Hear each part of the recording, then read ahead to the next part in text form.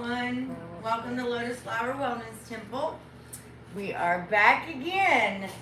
Awesome, you made it just in time. Welcome.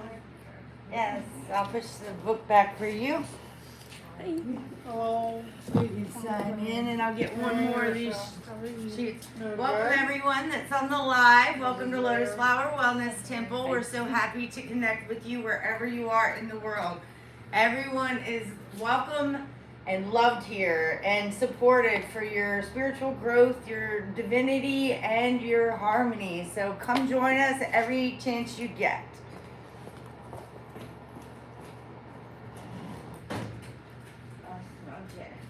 One more. So y'all introduce yourselves. I'm Mary. I like your All right, that one's for you too. So everybody's got one, and then it'll also be on screen when we get to that point. Oh.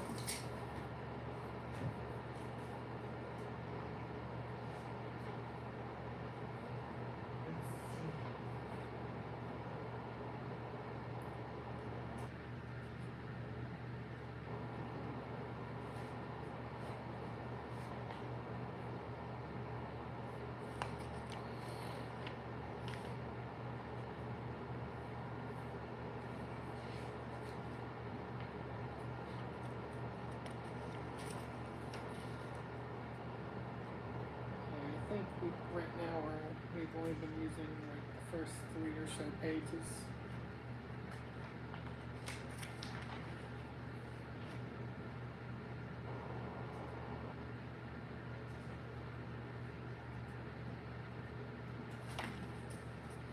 Oh, there we go.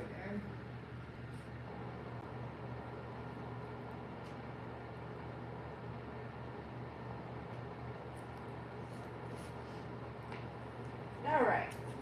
There we go.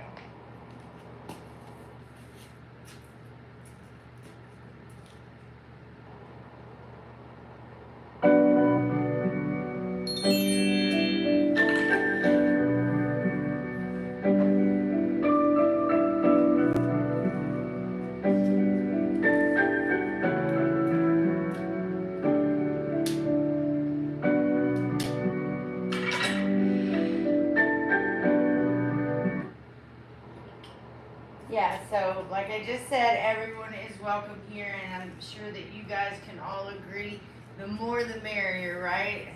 Yeah. We're all here supporting each other in our path and in our life and journey to enlightenment. So it's always great to have a support system like that.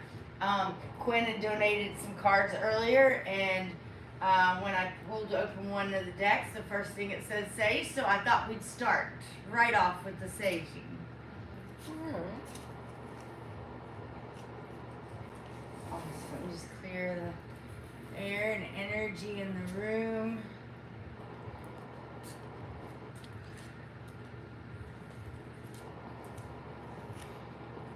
A little bit of this to Miss Mary over here.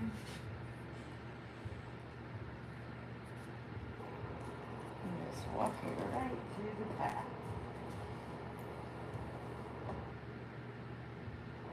Awesome. So glad that y'all are here today. Happy to be here.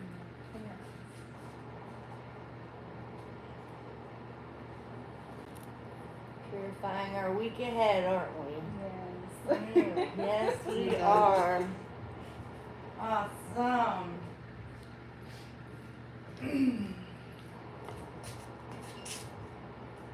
All right, so we're going to get started with the Sambujo chant. And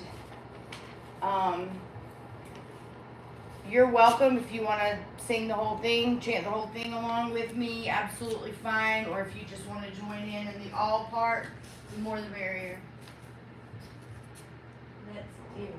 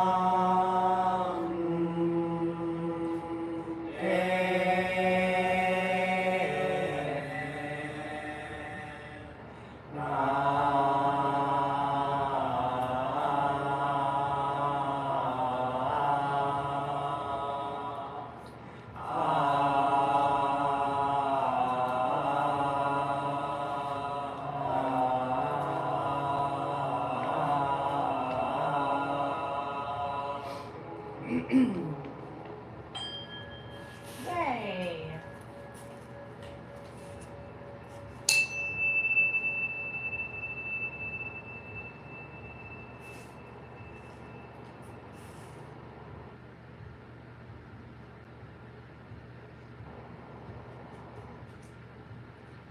I want to thank everybody for coming. This means a lot to me, and I'm doing what I'm very passionate about, which is helping and healing people and helping people be guided back to their own personal truth and finding joy and happiness in the life now. So there are ways of thinking and just really simple kind of aha moments when you realize those, you can start to make little shifts and changes that really do affect your life on a grand level. And so being aware of those really can give you a real good shot at having some happiness and really finding your soul's path and purpose here in this lifetime. And that's my passion and my joy is to help people reach that. You know, enlightenment is something that's a lifelong process and it continually happens. Awesome. Now we're going to welcome the Buddhas if you guys want to read along with me. the bottom of the page there. We respectfully welcome Amida Buddha to our temple as we scatter flowers of joy.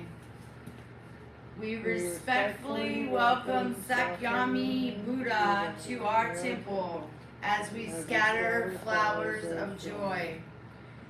We respectfully welcome the Buddhas of all times as we scatter flowers of joy. Oh, in all places to our temple as we scatter flowers of joy. Thank you.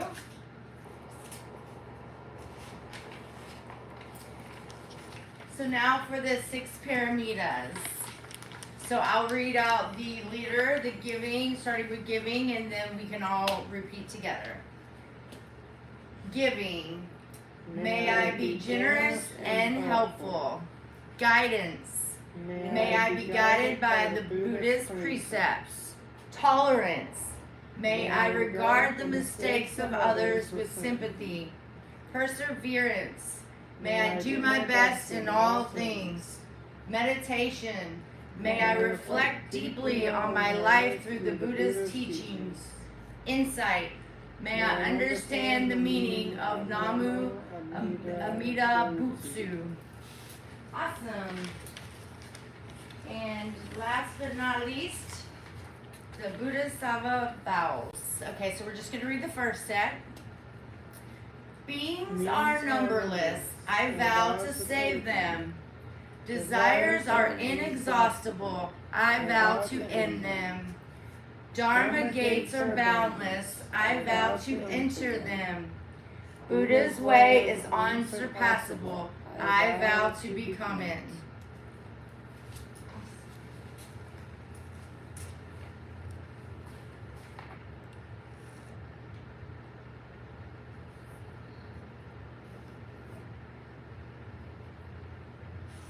All right, so we have been discussing prior to today, we've been talking about the Noble Eightfold Path, and we came to a conclusion with the path with right concentration last week. And so today I have a special sermon prepared for us today about the wisdom of impermanence. Impermanence, everything changes, right? But when we can kind of get behind that concept and, we use our expectations for so many things, that's a real powerful expectation to just go ahead and expect that everything changes, right? That does a lot with our level of disappointment. We can already let it have its natural flow to have its changes and its growth, situations, other people, whatnot. So we're going to get a little more into that.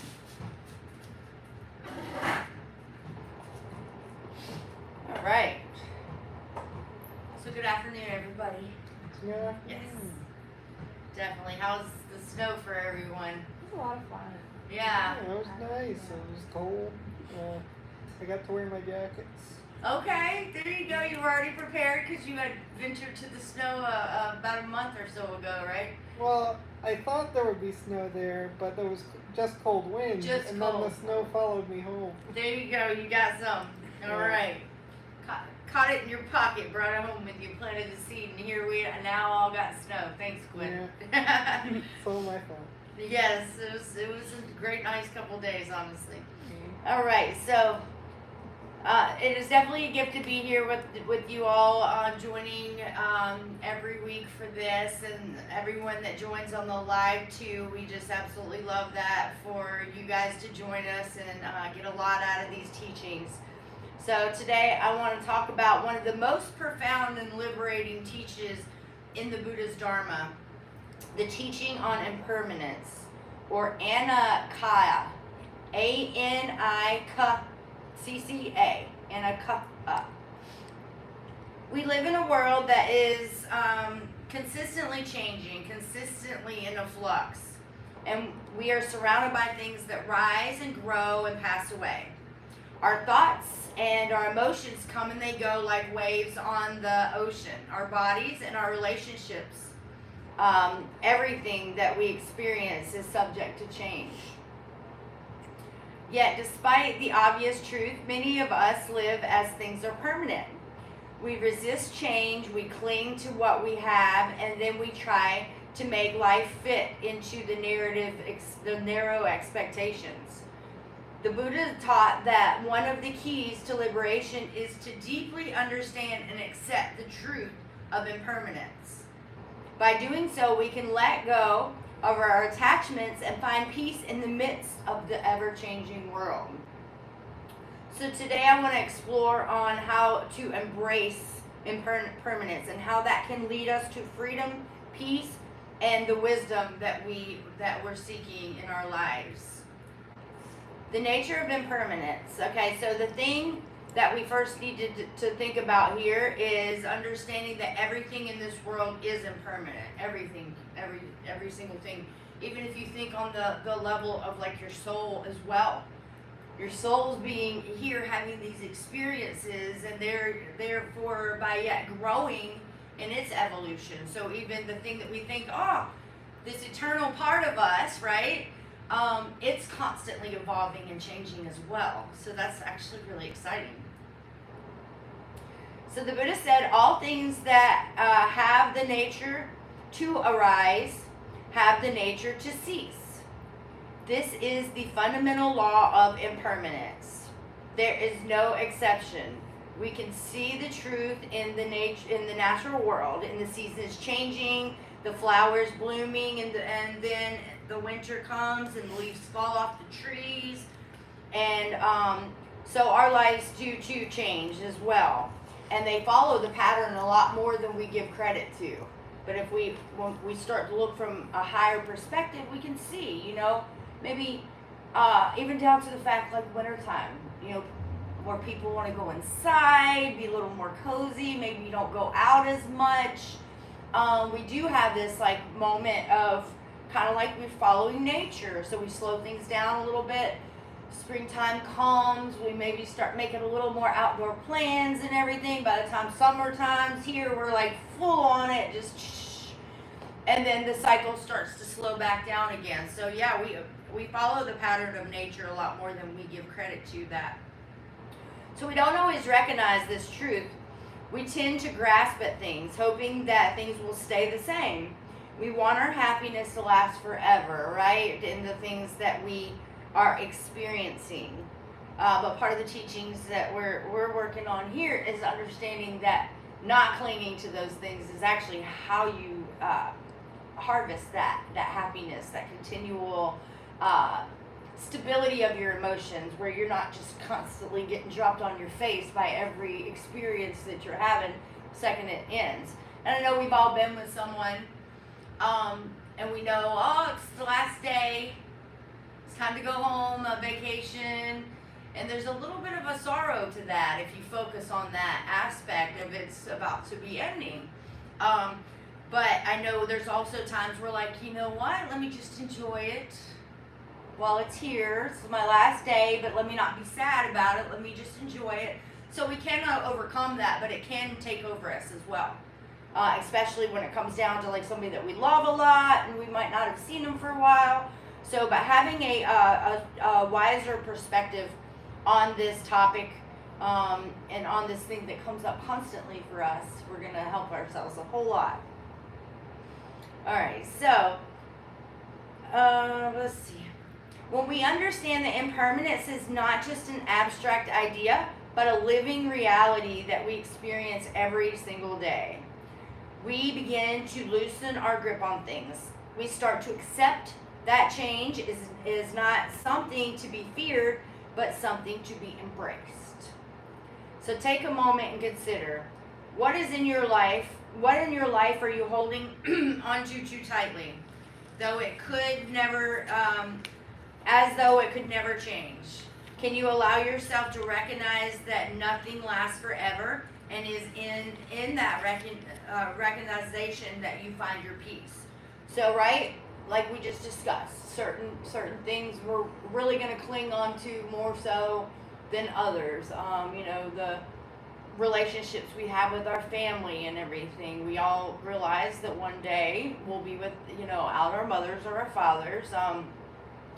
But that's not something that's real easy to grasp onto. We're just like always kind of inching along that and just like almost not paying too much attention to it because it is so scary for us as humans to lose things that we love and that we feel like it kind of completes what we consider ourselves, you know. But when you start to find that peace and that harmony within yourself, letting go of things more, you really do get that pure moment. It just purifies the relationships in a stronger way than clinging to them because you're afraid to lose them. So you're actually more in the moment with the relationships that we find ourselves kind of scared to lose, the people, the job, the whatever.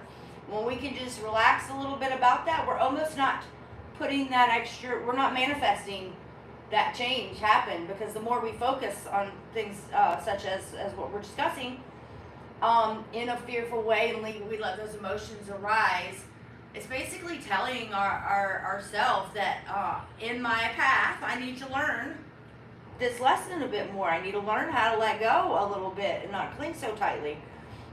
So anytime that feeling is coming up for you, it's definitely very wise to face it, deal with it, and say, you know what, I got what I got, and I trust what I have in my path. I trust I'm going to have everyone that I need, and if I don't have them in my life any longer, we valued each other and we've gained what we needed during that time. So just accepting that how things are in such a way. So the struggle against change. Much of our suffering arises from our resistance to change. We may try to preserve the moments of joy, clinging to them as if they should remain unchanged. What we'll experience is a loss or a pain when it does, and we want to escape from that or stop that change from happening.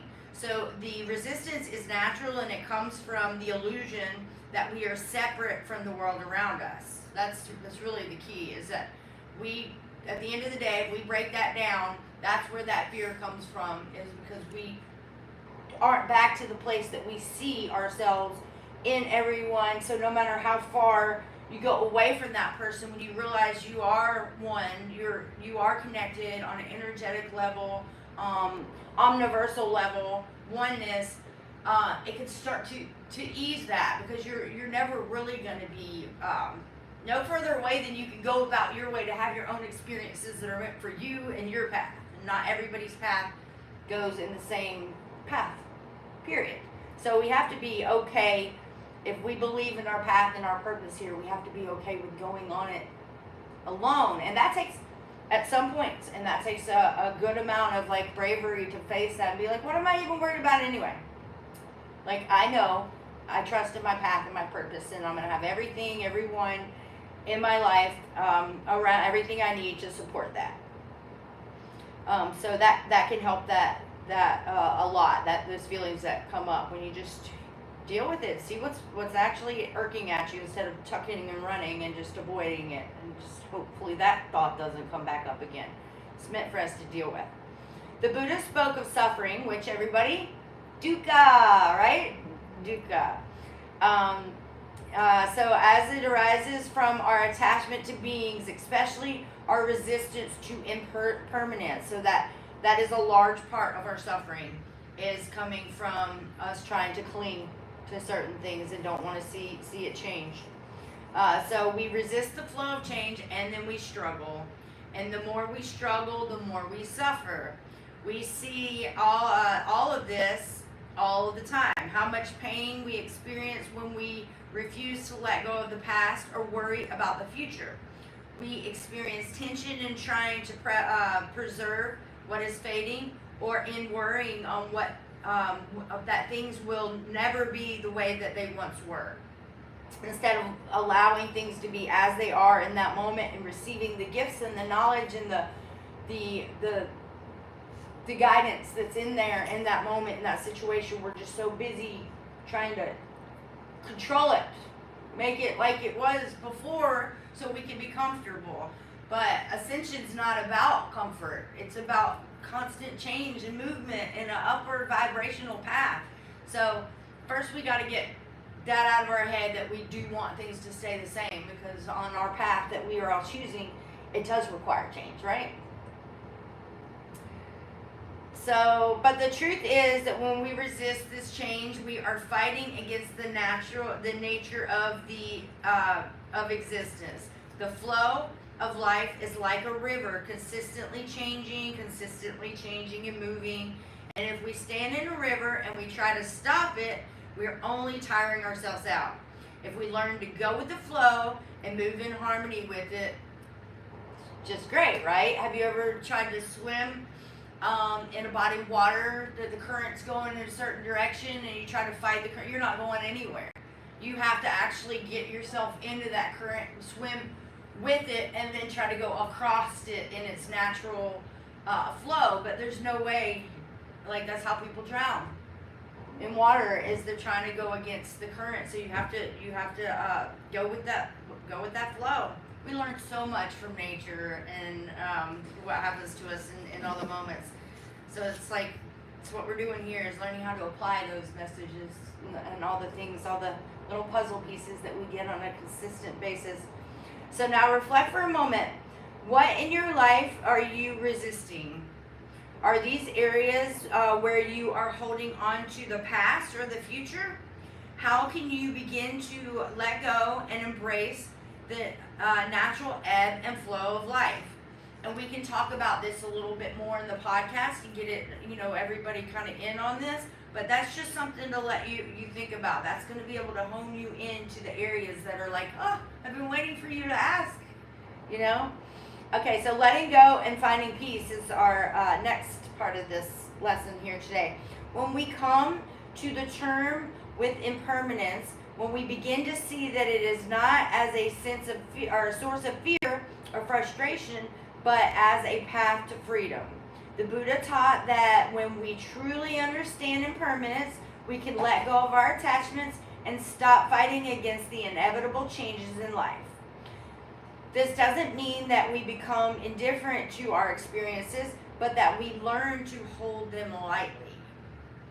So not just like pushing things away so we don't get too comfortable or close where we don't want it to change, but just being in the moment with it, letting it be what it is, and truly trusting that your path, everything that you're going to experience, the things that you're going to go through when you get into that space are going to naturally just be in that flow of your evolution because you're choosing to put your focus there. So when we're clinging and holding on to that, we're choosing to put our focus and our energy on fear. So I think we all know which one's going to take us the furthest, right? When we stop clinging to things and we stop causing ourselves unnecessary suffering. So I just imagine for just a moment the difference between holding on to something with tight fist or holding on with an open hand. With tight fist, we feel the tension, the strain, and the discomfort. With open hand, there's an ease, there's a freedom, and you can appreciate the object in your hand without the fear of losing it. Similarly, when we accept that our thoughts, our emotions, and our experience are all changeable, they're all impermanent, we begin to approach them with more compassion and less judgment. So then we are no longer overwhelmed by the feelings or consumed by our desire because we understand that they too will pass. So just like we were talking about with that vacation or saying goodbye to a family member that you maybe were visiting with and they have to go back home. Just staying in that moment, realizing, yeah, you may feel a little moment of that shifted change, from being in their direct energy and now they're moving out a little bit, but you can always reflect back on the times with them. You can, talk to, you can have conversations with them in your heart. There's many, many ways to still connect, but yet we're not focused on that, of what's available to us. We're focused on, we just want it that same old way. So we're saying two different things. We're saying we want to evolve and to grow and reach enlightenment and understand the power and the wisdom that comes with that, but yet we're acting in a way that we want to cling on to the old stuff, the old ways that are obviously not going to take us there, except for as guides for us to see so that we can make that shift and change and do things that are going to support us rather than hinder us and keep us in that cycle. So take a deep breath. Can you let go of any tension or worry in your body, in your mind right now, knowing that whatever you're holding on to will change? So like, let's just even make it simple. Say you were working out last night and you pulled your shoulder a little bit and you got some pain there, and as you're sitting here, you're like, oh, I feel this pain. Well, that it's going to change. Either A, you know, you're going to have it forever, but you're going to get used to it, so it's not going to feel like that same daunting, or just naturally it's going to work itself out. But focusing on, that pain, but just accepting it to be there, just gently, we're fine, it feels good, sending love to yourself. But so if you get in the energy and the thought patterns of this too shall pass as well, that's going to be very helpful to you. So can you allow yourself to rest in this moment just as it is without needing to control or to preserve it? Just let it be what it is with loving, just love for yourself and all your messengers. So embracing impermanence in our daily lives. The teachings of impermanence is not meant to be something abstract. It is a practical tool that we can use in our everyday life. When we encounter difficulties, we can remember that this too shall pass. When we experience joy, we can appreciate it without clinging to it, knowing that it will also change. This understanding brings us to a place of acceptance and peace. For example, when we feel sadness or disappointment, rather than resisting it, we can simply acknowledge that it is a part of the flow of life. We don't need to hold on to the sadness or push it away. We just need to let it arise. Stay for a while and then it'll fade. And also apply this to moments of joy and success too. Instead of grasping onto them as though we need it to last forever, we can enjoy it fully in its moment, knowing that this moment is precious, and precisely because precious in this moment, precisely because it is a fleeting moment. That's why it is so precious the first time, because ultimately our soul knows it, and so that's what kind of invokes that the feeling of when we have it, feeling so joyful about it. And then our ego kicks in and says, oh, but it's about to go away. And then here comes that sadness. So we have to work through that so we don't ruin these precious moments for ourselves. So as you go about your day, remembering the truth of impermanence, notice how the world around you is constantly shifting. How your thoughts and your feelings arise and then pass away. By practicing mindfulness and embracing that change is inevitable, we can cultivate a deeper sense of peace, perseverance, and freedom. So in conclusion, I invite you to reflect on how the wisdom of impermanence can bring you peace. Can you embrace change rather than resisting it? Can you recognize that your joy, your sorrow, and your plans and all your worries are all temporary, and that is very, very impermanent? So, but we can be thankful for that, because that's what makes the moments precious and so special to us. So by accepting the flow of life, we free ourselves from unnecessary suffering. We move from grasping to letting go, from resistance to acceptance. In this way, impermanence becomes something that you do not need to fear, but a gateway to our freedom. So may you walk with awareness of the impermanence of all things. May you find peace in the present moments that you're having, and may you be free from the need to hold on to it, to what it is going to pass.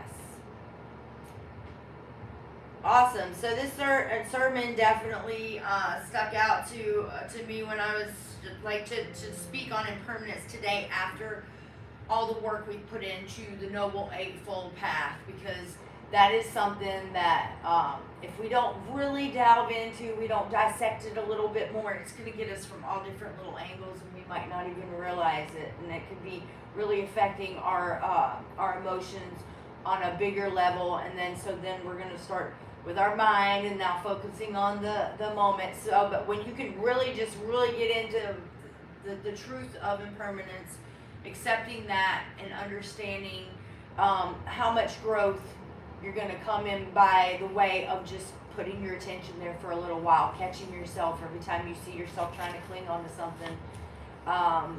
You know, wouldn't you rather have a new experience than the same old ones over and over, even though we get attached to the certain people that we're doing it with or whatnot? You're not going to be deprived of beautiful, wonderful experiences because of the truth of impermanence. So as long as we can focus on that aspect and just welcome the changes and the new excitement that comes from those changes on a moment-to-moment basis. All right, so that is what I had to say about impermanence today, and I invite you all to this week our mindfulness homework. You're going to catch yourself, now that you're going to be focused on it, you're going to catch yourself doing it quite often. It's going to blow your mind.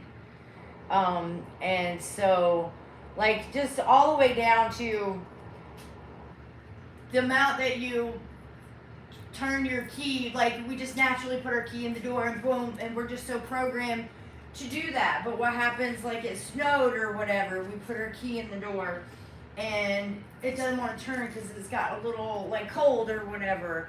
All of a sudden now we're not just in our flow anymore. We're not like having a problem with, oh, why is this not the same exact way before? Instead of just calmly being in the moment, just giving a little shift and just being in that moment. It's all these little tiny things that you're going to see how we cling so hardcore to the way something was. You know, we get in our car and we like to, our seat's exactly how we had it, right? When we got out, one little change about that, we're like, oh, who's been in my car? Something's different, you know. It's just like we are so hardcore programmed into it. So as you're paying attention this week, you're going to start to see just the tiniest little things, how we cling to things so tightly. So over the course of the week, hopefully you'll be able to catch yourself in a good amount of areas, and you'll be able to see that this is really a bigger thing than we realize. So yeah, good luck to you, and I hope that you're writing some of this stuff down in your journals and keeping up with it, because a year from now, looking back, you're just gonna feel like the biggest spiritual warriors ever.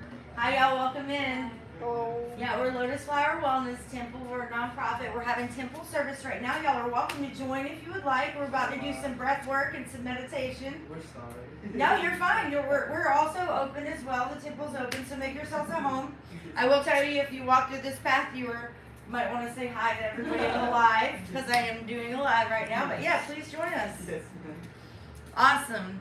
All right, so next we're going to go into today we're going to do, of course, our breath work, and then we're going to go into the body scan, because we did talk about impermanence, right? And I know that's got a lot of your different cells working like, things are changing. So today when we do the body scan, I want us to have a little more of a deep look, not just, oh, my toes, the same way that we did it last time. Like your toes, everything about you is slightly changed since we saw each other last, right? We're constantly changing. So this time, I want you to almost like just feel those changes, the subtle changes that you notice in your body. You know, don't look at it with those are my same toes. This is, you know, literally be in the moment and see what comes up for you, because the more that we can follow those cues in our life, the better that we're going to be harnessing the power of change and transformation in our lives, because it's all teachers, every single bit of it in our nows. We've got so much to learn in our nows. That's why it's so important to focus on that. All right, so the infinity breath, for anyone that doesn't know yet, it's shaped like a figure 8, like an infinity sign. The very first part about it is we're going to do the bottom loop, and we're going to blow all of our air and stale energy out when we're making that bottom loop. When we come to our center, we're just going to pause for a second And then when we go to breathe in, we're gonna make that top loop, and we're gonna just visualize cosmic creator light just coming into our body, mixing with our essence, because that's what we are. And then this time we're gonna pause in the center, and then on the downward loop, we're just gonna flow that through our energy. All right, when you guys are ready,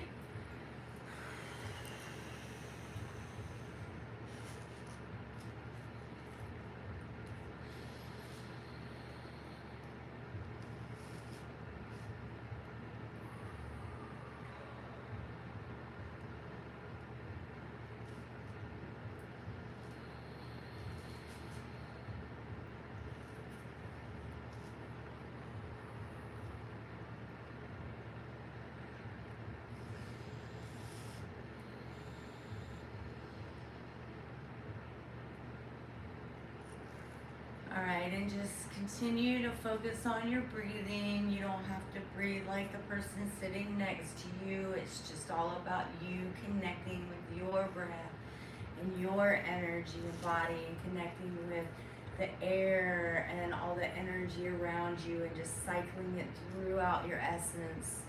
So we're going to start today with taking all that awareness of our energy and putting it now on our feet and our toes. As we're touching our feet to the floor, we can feel that connection. You may feel your shoes, or if you have your shoes off, you feel that connection to even the clothes that you're wearing, the socks. And they're just keeping your feet warm. Maybe wiggle your toes and see which one likes to go the highest, or which way this one's going today. Just feel each part of your body, the cells, the blood running through your feet. Just the way that the air feels as you're pulling it up your body, up your legs, and it's slowly making its way up more as you're breathing each time. You can feel the energy rising. You may take some awareness on your knees. You may feel to wiggle them around. Maybe you have one that does a little pop in, and the other one's just all jiggy with it, just whatever. Just notice the differences and the similarities, and just feel that energy just pulling up through your legs.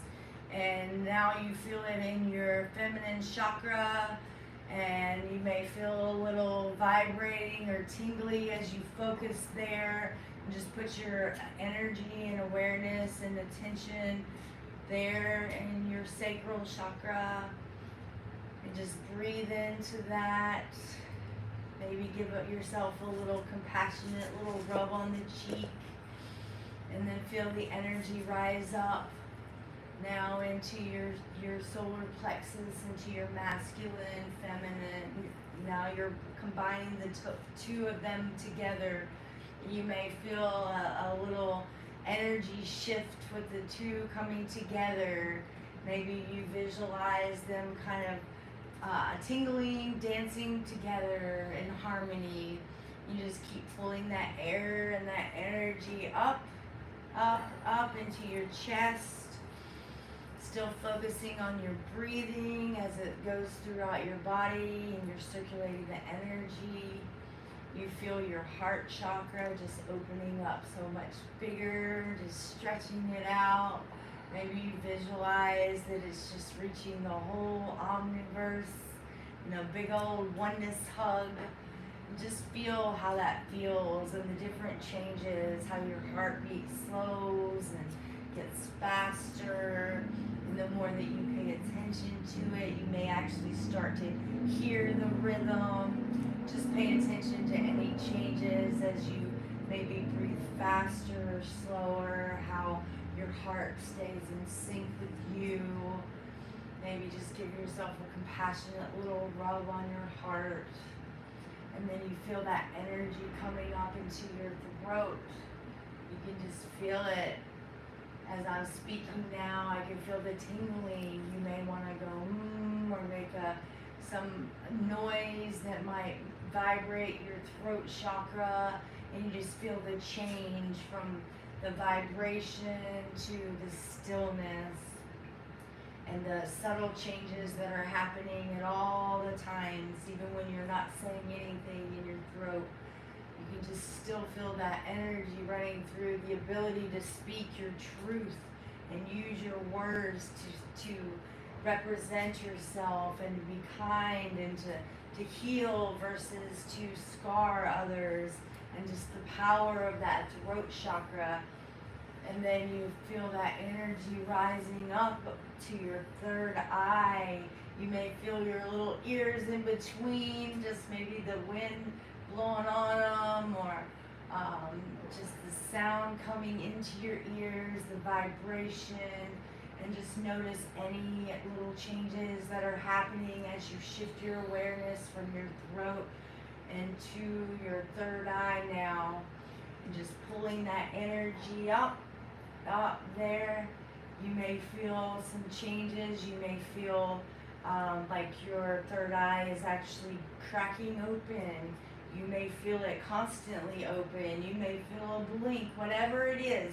But be aware that there are some shifting and changing going on at all times. It's not just still. There's a continual change going on there. So go with it, tap into it, focus, and that's when your third eye is going to start guiding you a lot better in your path as well.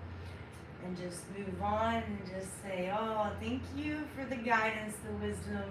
And then now we're connecting with our crown chakra, that upper energy chakra that is connecting us back to our divine connection, to our higher self, to that that truth of us, our authentic truth of who we are on a larger, grandiose level of oneness, and that we're here having an opportunity to see out a mission for ourselves and walk in our divine path. And then you can just scan back over your entire energy system, all of your 7 chakras, and you may just see this divine flow, like that river of energy just going evenly, just going into each one, just flowing like a river of energy. And just feel the transfer of that energy as it goes from your crown to your third eye, to your throat chakra, to your heart chakra, your solar plexus, your sacral, and your root. And then go the opposite way and feel that energy flowing back up. Working all of our energy points, working in harmony together, doing so much work to assist us on our path. And with our awareness, we can connect to all those subtle shifts and changes that it takes to continually be in the flow.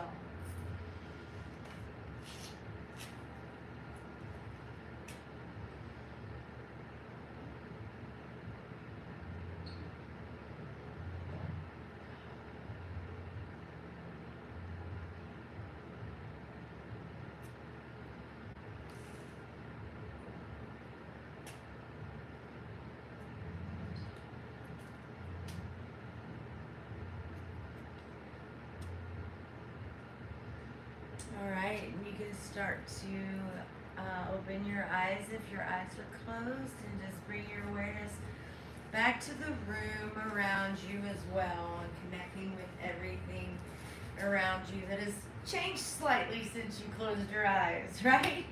Everything's always changing, which brings us back to the topic of today. So impermanence, just remember that that's a part of life, and the sooner we accept it, the happier we will be.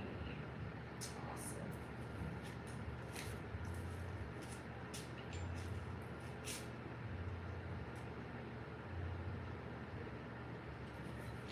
Namaste.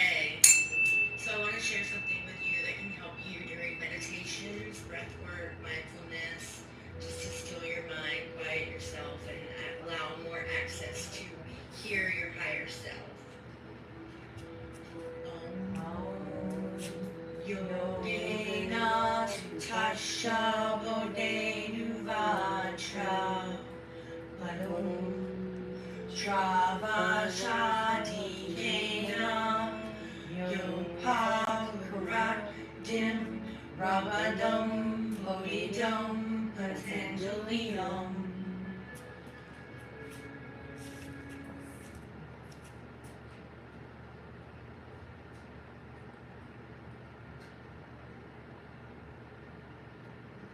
Alright, so if anyone has any blockages or anything that's been pulling on you this week, anything that's a reoccurring thought or whatever, let's put our attention there, give it a second, and then we're going to, in that moment of being aware of it and paying attention, we are going to have an opportunity to be able to release it from our energy. And by the way, that's when we're able to get its lesson. So even with that, when we cling too tightly, even on our scars, we can't really see what it meant to us from a higher perspective until we let go and we're willing to let go of that, which fits perfectly in our lesson today. So sometimes we have to let go of something before we can actually see that true blessing that it had for us in our life.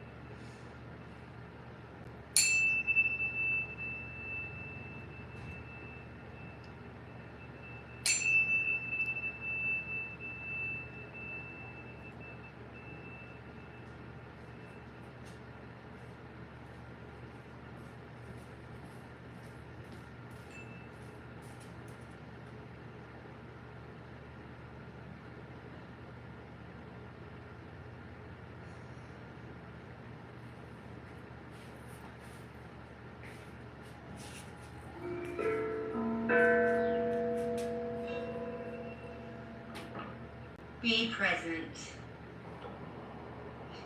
The present moment is the one that you're currently living now, the only one over which you have any control. So be present is to be alive and feel alive right now, this very moment. Pontificate this for a moment today and see how it can help you in your life. Join the family by joining the YouTube channel, and like and share so others can get in on the Reiki healing of the mind. Namaste.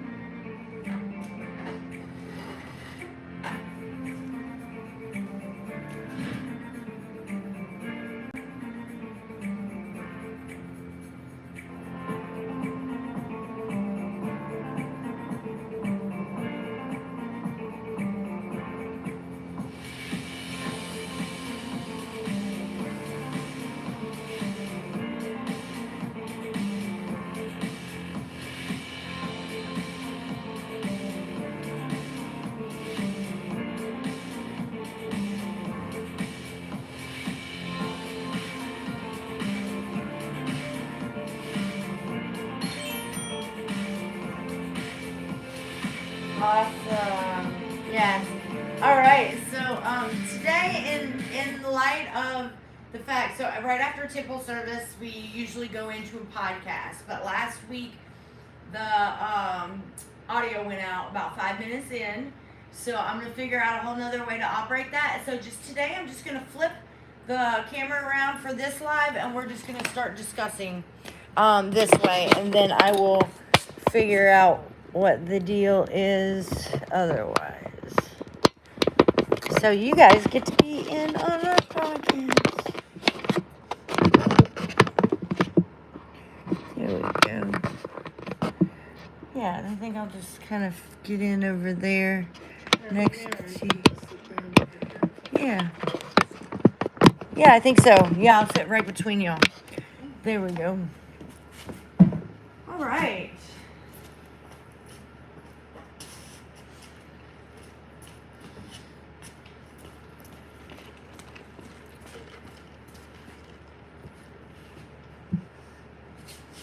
Yay. We're in here. All right. Yes.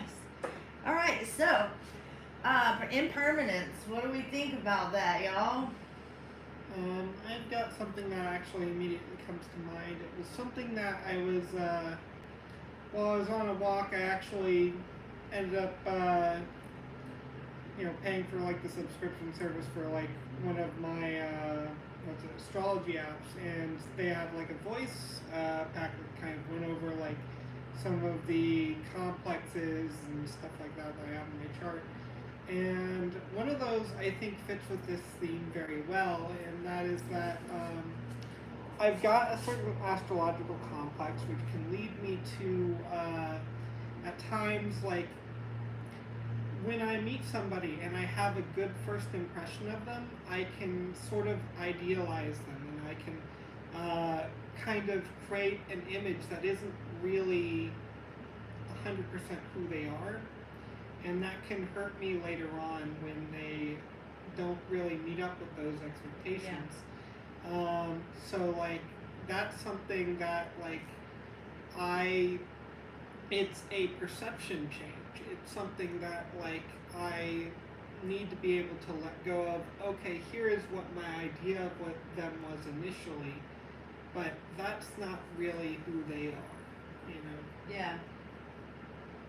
Yeah. Yeah, that's the expectations. It gets us in so many different ways, but it's very wise that you keep being aware of this and how it changes.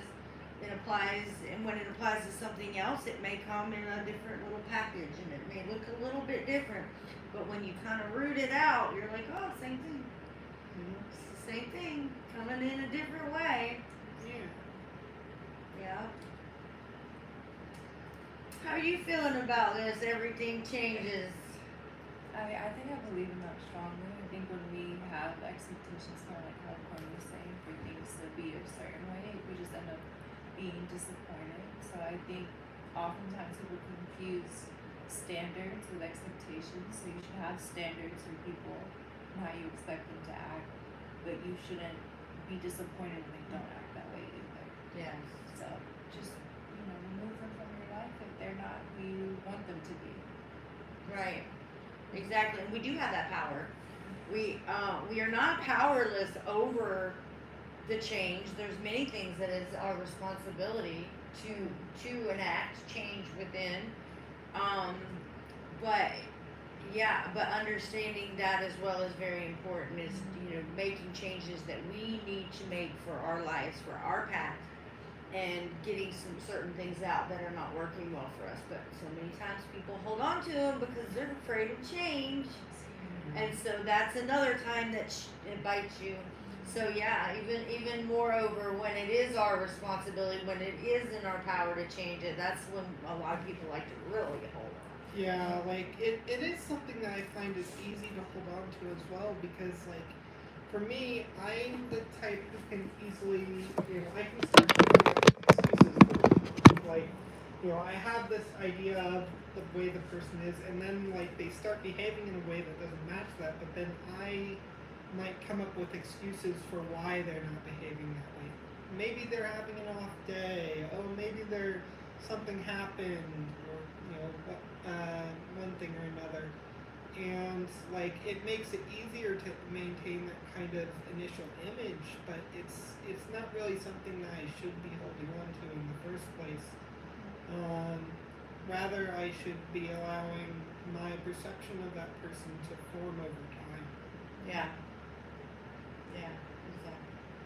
Would you like to share anything, Barry? I mean, obviously the first thing that comes to mind when I think about change right now is my house burning down last week. It's yeah. a huge change, and I don't think I would have been able to get out of there if it weren't for that happening. Obviously, it's not how I wanted it to go, but I mean, that was the push I needed to get out of that house and onto something new.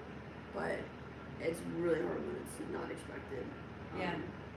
So I know it's probably for the best. I'm just kind of reeling from it, honestly. So, but yeah, I can also recognize that I don't think anything's gonna change on my own accord. So sometimes it takes something bigger, I think. Yeah, that's a really good point there. My energy's kind of being pulled to, if you think about how like natural disasters happen in certain places and whatever, and so like a bunch of trees are knocked down in certain areas and different things happen.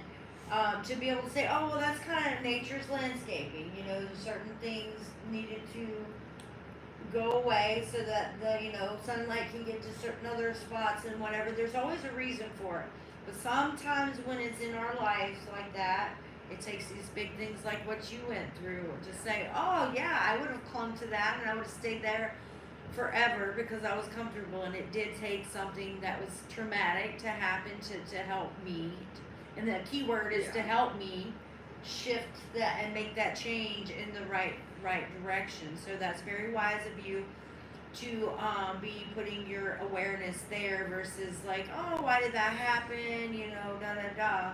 So yeah, I definitely want to say that I'm really proud for you that you're accepting it in the only way that's going to be beneficial to you, because all the other ways are not going to help you out a daggone bit. So For me, like something that's happened to me in a social sense is like I towards the early last year I got in with a group of other spiritual people who I became very connected to and very close to, and I ended up having a big falling out with them, and I lost all of them as friends, and I felt horrible. Yeah. Like I felt absolutely horrible, and it's hard not to cling to that or to hope something will change their mind, or to wish I had done something different. That whole cycle, right? Yeah, but I do feel like it all kind of pushed me forward in certain ways, and that I am also a type of person who often focuses more on others than I focus on myself. And that can be very much to my detriment. There are things in my life that I need to focus on. There are ways that I need to show myself love instead of just going to others and trying to fix their issues.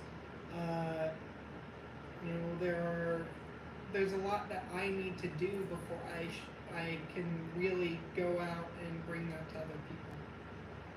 Yeah, and I'm happy that I'm hearing you saying that, is that you get basically what Mary was saying, that you get that had to happen for you to be able to get in a place where you could focus on yourself. Mm-hmm. Of course, after you go through the grieving of that loss, and then we get to a place where, because you have to just stay there or you have to accept it, right? So you finally got to a place where you were done beating yourself up, done trying to see what you could do to change it. You thrown in all that. You're like, it is what it is, and you get to a place of acceptance, and that's where you started to grow. Yeah. And you got to that place of acceptance with the situation. Yeah, and to even go back to some of the astrological things I was listening to the other day, it's very Pluto energy to whatever we fear the most is often what we're ultimately going to be faced with, so that we can get past that kind of situation and to grow in ourselves. Yeah. Yeah, well, it's coming up in your path. If you'll think about the more divine purpose for it, it's coming up in your path to give you just enough that you can handle in these small times, that when you're actually ready to get to a place to say, yep, I'm ready to accept the truth of this, that's when you could go on that. But it's definitely something that's meant for you to experience in this lifetime, so that you can get yourself rid of that fear, and you can see how it can come up. And there's so much growth that can happen from that. But yeah, it starts out with little trickles of the experience in different ways, just to kind of prepare you. And then once we start getting a little better at it, you know, the divine's not going to give us more than we can handle in a certain situation. So when we have that perspective that, yes, I can handle this, I have been prepared more than I'm allowing myself to see. And then we can start to really kind of trust back in our path again, that yes, this too shall pass. There's something important here. It's a teacher. It's a messenger. I'm supposed to get something from this, because it is going to be important for my path. So tucking and running from it, or pushing it down, or just ignoring it, it's just not going to work, because it is something that was birthed into your contract. Honestly, You're to deal with. it feels like the more that you run from things, the more strongly that you ultimately have to face them. Right. I would also say too, like with the astrology thing, even though like there is a lot of truth to it, don't let it put you in a box. Just because you're reading on an app that you're this way and you're gonna continue being this way. No. It's not something that I feel like you're going to continue being this way. To me, it's something that, like, this is where you kind of started, but like this is what you have to grow from. And it's something like that helps me understand things that I already recognize within myself. And things that I need to kind of grow from, because, like, you know, I don't always want to have that kind of way of going about things with people, where I see someone who's kind of cool and who really, like, sparks some sort of admiration in me, and I immediately, like, project onto them all these positive qualities, and then, like, you know, I put trust and faith in them, and, you know, I start to hang out with them or something, and then I realize that they're being a real jerk to me, they're not responding to messages and all that kind of stuff, and I suddenly feel all hurt about it. You know? That's something for me to grow on, and, like, just like the planets move, so I also am able to grow and change with them. They're not really stuck in that same position that they were in when I was born, and neither am I. Right. Yeah. So something's coming up for me too, something that we all go through, and it's a part of that change and that growth that I was reminded of, is, so when we're kids, we're around a bunch of kids our age, we go to school with them, we play, we have this idea that, like, friends are so easy to come by, they're always going to be there, we get so used to just, all they have to do is say it's recess time, and all of a sudden you're, like, just abundant with friends and everything. And then we go to college and we get to have all that freedom to kind of fortify these relationships a little bit, and then we start to go on our own paths. Or whether some people might not go to college, but as we get to that point, we start to go on our own paths, and we realize that the availability to just have the peers around us constantly, and to have that time to say, oh, I have friends. From that point, there's a big shift. You have to make effort. At that point, you have to start making effort if that's something that's important to you to have as a community of friends. And then you have to be wise to not just take anyone that will be, but for your own energy and your own purification, you have to now start to have boundaries and different things that's going to attract the right ones, because a bunch of the wrong friends doesn't do anybody any good, right? So then we have to take that responsibility to take something that seems so natural and easy, like it was going to be there forever, and then just because we're not in the situation where it harvests that for us so easily, we do have to start making that work, doing that work within ourselves, so that we can continue to have that community. Or we hermit and just go our separate way and just like, oh well, I just don't have any friends. But you could, if you made the effort, and you would feel more comfortable if you did the work interiorly to make sure that you are attracting the right ones. So not really, like it connects in so many ways, so do what you will with that information, but I felt really called to share that because it does connect a lot on how the changes are embedded into our lives for us to learn these things. Yes. And like I definitely do feel like it's easy to really hermit yourself. It's easy to just like, and when you are like not really going out, when you're not really meeting people, like if somebody does come into your life, it's very easy to accept them just because like, oh, somebody came along, like I didn't expect to have the possibility of a friend here, and now here is someone who is talking to me.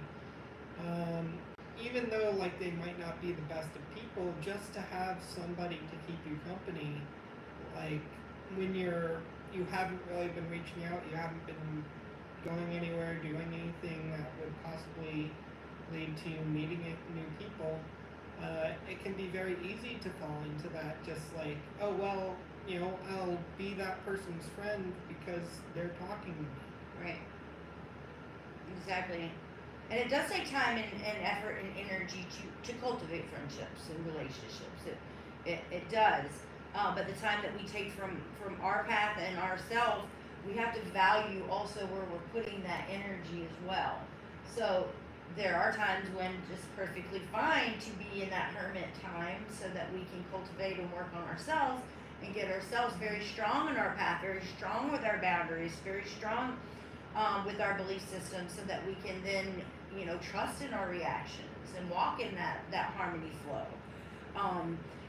And so, yeah, there's a lot of choice there of what we're gonna do. So, it's just coming up that we have a lot more power and control over certain things than when we can give ourselves credit for. So when we do the work, when it comes up for us and we're aware we do the work, it's then laying the bricks and making things easier for something in the future to go a lot more smoothly. So, but yes, always be open, meeting new people or whatever, being kind and being open to people, other humans, animals or whatever. Doesn't necessarily mean just because you see a stray dog on the side of the road that you have to necessarily be its home and take it home and start taking care of it permanently. Now, it would be kind to make sure it's not going to get hit by a car. Maybe see if it has a collar on its neck and does it belong to someone, stepping up. But just because you're presented with a situation doesn't necessarily mean it's your destiny to have that dog as your permanent pet. But yeah, you are meant to have an interaction there. So with that being said, the same as with friends, with the new people that we meet. And at the end of the day, there's an energetic exchange type of thing that happens that you kind of feel on a different level than just here in the ego, when wow, this is somebody I was definitely supposed to meet in my path and continue to work with and us, be there for each other. And then some people that are just like that 1 minute in a line at the grocery store. Yeah. So taking all those in stride of how they are and accepting them as they are and listening to our internal guidance system is really going to help us be able to navigate those changes and accept what it meant to us in the moment. And of course causing less suffering. Because then we're not just, oh, I met this person, and just expecting now tomorrow they're going to be there, and next weekend they're going to go out with you, and a month from now they're going to be at your birthday party, and these type of things, already casting those expectations, but letting it all gradually just come together for your enjoyment and your pleasure of the nows. So yeah. So Mary, you're this is your first time at temple service. Yes, it is. Would you like to speak on your experience at all? I really kind of like the free flow aspect of it. I grew up Southern Baptist Christian. It's a very different type of service that I'm used to going to, at least growing up. But I kind of like that it's like guided conversation more than like a lesson. I feel like there's a lot of different routes the conversation can take, and it can kind of take on a life of its own, which I really like. So you can like have a fundamental point, and everything goes from there. Just based on where everybody's at at the end of the day. So I really like that aspect of it. I think it's super cool. Like I also grew up kind of Christian, not Western Baptist, but like I get what you mean. Like you know, they very much kind of drill in those. This is what you're supposed to do. Kind of lessons. Rituals. But this is more along the lines of like, here's how you can live a better life. Yeah. Yeah, it's definitely different, but I like that. So. Cool. Yeah, we definitely invite you to keep coming.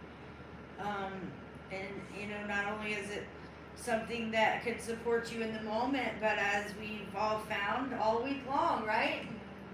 All week long, and then these changes and these awarenesses that we come into through this experience together, and the Buddha's teachings and the breath work and the meditation to connect with ourselves, is it's really guiding our whole life in the direction that we're now choosing, that we want, not only want to go, but are going to.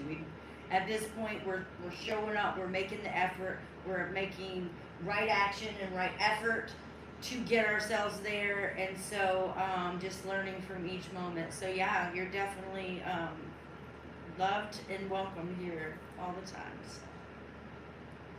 Awesome. Well, does anyone else have anything that they would like to add to today's conversation? All right. Well, I think we should start adding in this conversation too. Maybe how's everybody been doing since last week? Like from where we were last week with right concentration to here we are today talking about the wisdom of impermanence. How's that journey been over the last week, being more mindful of mindfulness in general to here where we are? Would you like to I start? think for me, because I didn't have class all week because of the snow, because it was canceled, I was enjoying my solitude and just being quiet and being still, like we've talked about, and really being with myself. And one of the things I really took from it is I got to spend more time with my dog, and I kind of realized, I was like, oh, you poor baby, like I've been in class all day and you're home by yourself. So I really took advantage of that and just enjoyed being in this space with him, and just enjoyed being with him. Awesome. Alright, that's awesome. Yay! Yay! Sounds like a great week. Yeah, just lazy. Yeah, definitely for me, you know, I don't have school, but like I took a couple days off of work because I just couldn't get there. But I feel like that really gave me some space and some time. I actually did walk outside. I took some pictures of the snow around. As I said, like, you know, I listened to that astrology thing. But, you know, I also feel like over the course of the past week, I've kind of recognized more remembering my own dreams and like kind of cataloging those. You know, I don't do a lot of journaling, but dreams I think are something I pay particular attention to. So yeah, one of them I even like, you know, I remember in the dream, like I was about to give myself like an oracle reading, so I woke up and then I went ahead and I found 2 decks that really resonated, and I went ahead and gave myself that oracle reading when I woke up. Awesome. Yeah. Well, if that's how you're feeling, that you're giving a lot of your guidance and that open conversation with your divine higher self and with all of your guides, then surely that's how they're using. If that's what you're comfortable, that's where your awareness is, your focus. So yeah, good job on getting up and doing that reading, right? sometimes it's hard to even wake up for me just to jot a few things that I can remember. But it always means so much the next morning when I'm like, oh yeah, and then I'm able to get a little more. So yeah, it's those, from the knowing to then the action of implementing. What are we going to do with this information? Is it just going to go away because we'll forget very quickly? So yeah, good job on implementing. It sounds like you maybe put a pen to paper a little bit. I put Or finger to figures. keyboard. That's yeah. great. That works just fine. I use my Just notes fine. app a lot. Awesome. So since you weren't here last week, I would like to switch the question a little bit from what you've experienced today. Do you have any motivation or anything that you feel that you might be able to do this week that might be able to help you kind of hold on to the topic that we talked about? I mean, yeah, this week is just a million miles a minute, really. So, I mean, if anything, it kind of reminded me to take a step back. I mean, I can't move houses any faster. I already have the place. You know, I'm just overwhelmed and stressed out. A lot of that's out of my control. And I just give myself more credit for what it's due, and be more mindful of letting this stuff. I tend to let stuff like this kind of dictate my life and my behaviors on a day-to-day basis. So I don't really want to do that anymore. So that's something to work on, I guess, maybe for next week. Awesome. Yeah. Well, just every time you find yourself getting back to the place that you just spoke about, just bring your awareness back to where you want to be, and then it'll subtly shift, and it may come back up again. Just do it again, and eventually you'll get really good at being back in charge. Eventually you will. Yeah, eventually you'll do really well at it. But it's meant to feel a little strange because we are taking this like leap of faith in another direction to evoke this change. So, hi, welcome in. Yeah. Make yourself at home. But yeah, like that does make me think, like, you know, it, you know, our brain really does make it easy to do the things that we've always done. Like, if you repeat a behavior over and over and over again, or a thought, or like, you know, a series of thoughts, or what have you, our brain is kind of like TiVo, or like, you know, It's recorded. Yeah, it One makes, button and you're watching it. yeah, it makes it simpler for us to repeat the same things. Yeah. So if you start to do something else over and over and over again, eventually that becomes the simple thing for your brain to do. Right. Exactly.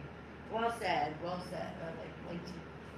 I think going back to like giving yourself credit, right? Like the fact that you're even here Yeah. and you're awake and you have clothes on your back, like Yeah, I'm for real. proud of you. Yeah, same. Yeah. Yes. Can we all give Barry a hand for not everybody's house burns down and then it snows right on top of it, and they're I know. like, well, I'm dealing with I that. mean, what can you do, really, though? I just Yeah. had to pull my hands up and get on with it, get it in place, you know?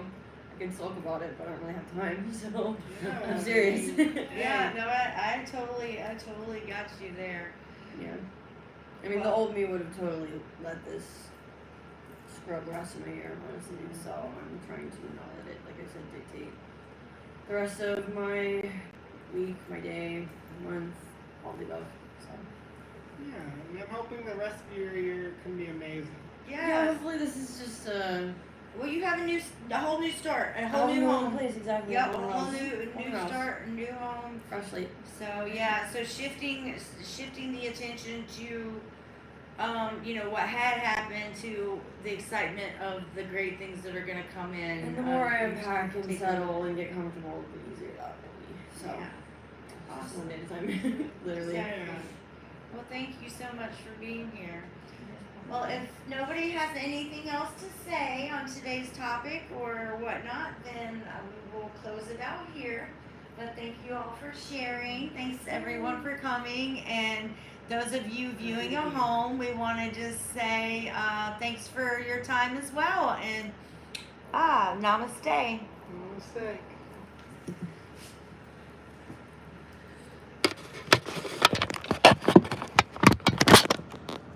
Before I actually close it out, I want to look at some of the comments.